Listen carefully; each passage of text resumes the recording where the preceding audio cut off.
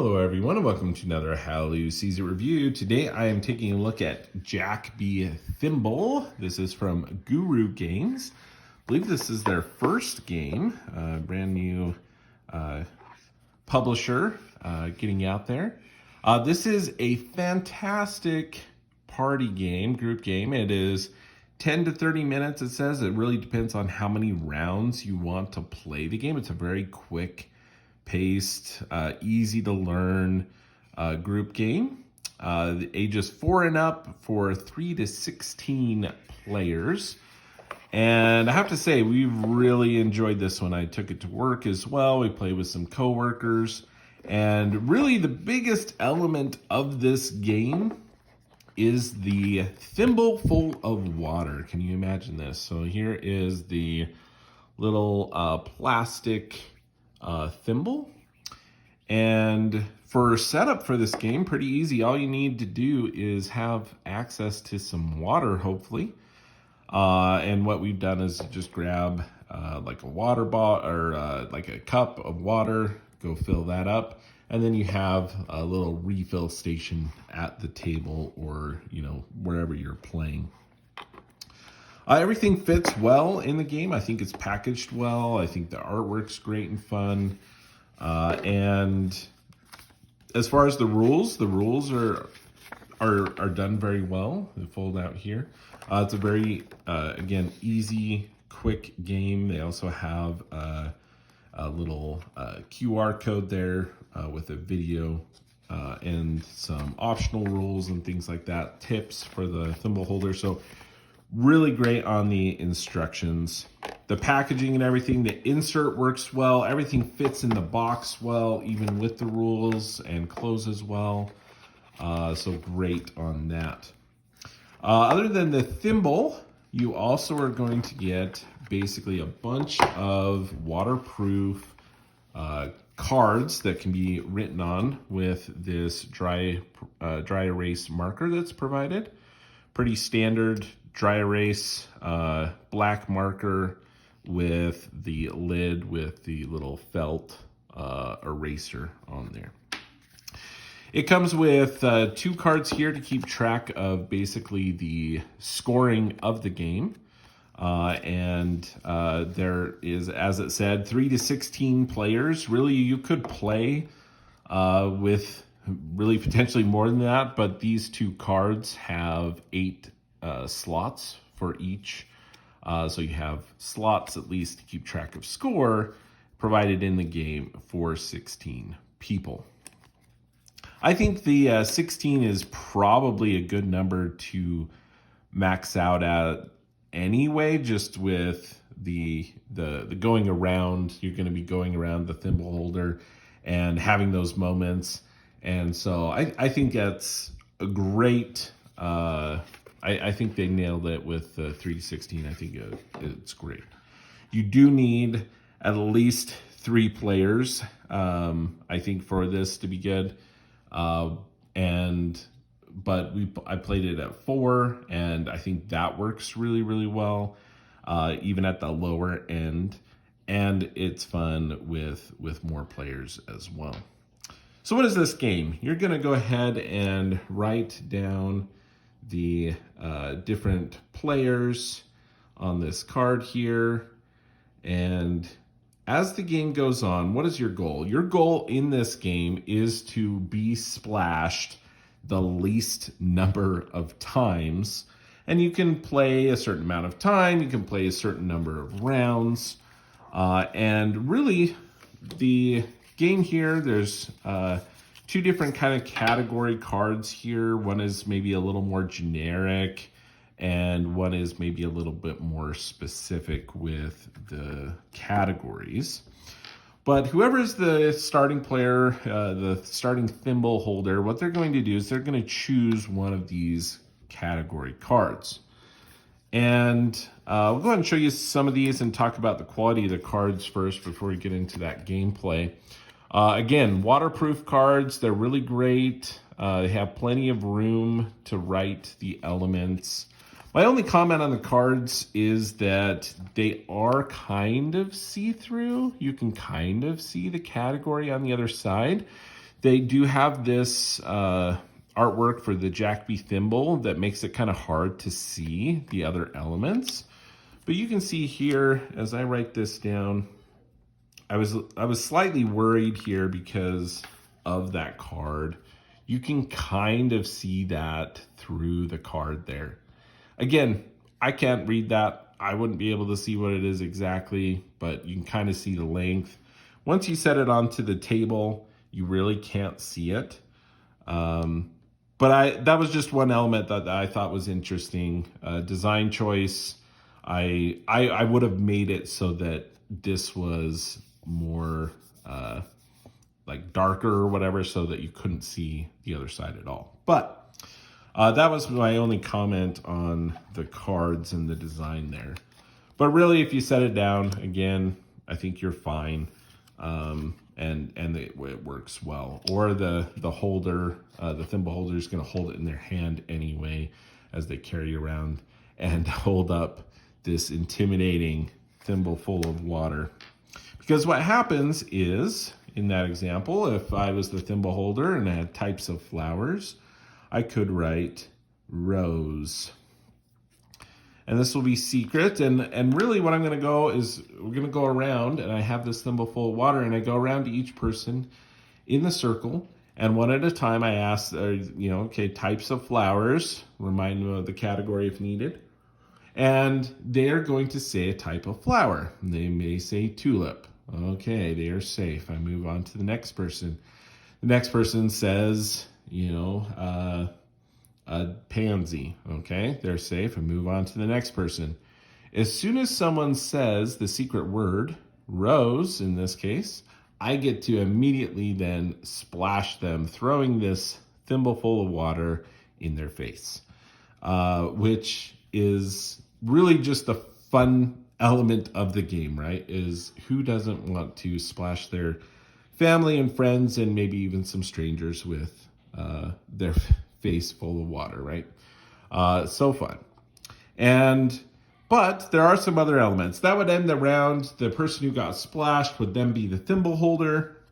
For the new round, we would write down player 2 got splashed and move on to the next person. Excuse me. So, there are a couple other instances where you could be splashed and the round continue. So, in an instance where you go around, usually, especially with the smaller groups, you're going to establish some sort of thing, though, where we're going to say 6 times around. Playing with 3 people, if we go around 6 times and no one has guessed the word, then as the thimble holder, I have to splash myself with the thimble full of water. And I would have to record that down here, that I got splashed. And then we kind of did a house rule with this, that because we don't want the same person to be the thimble holder, we would just go to the next person clockwise. And you can kind of play that as a house rule. Generally, I guess the person, if they're splashed, they would get the opportunity to pick a new category and go again. But you can also just make sure everyone has adequate number of turns, and after each round, the thimble holder just moves around. Other times you can get splashed, however, is if you're going around a category and someone says, tulip. Oh, somebody already said tulip. I get to splash them with the water. We would go ahead and record that in here, that they got splashed. But the round isn't over. I get to refill this with water, and we'll keep going around the circle.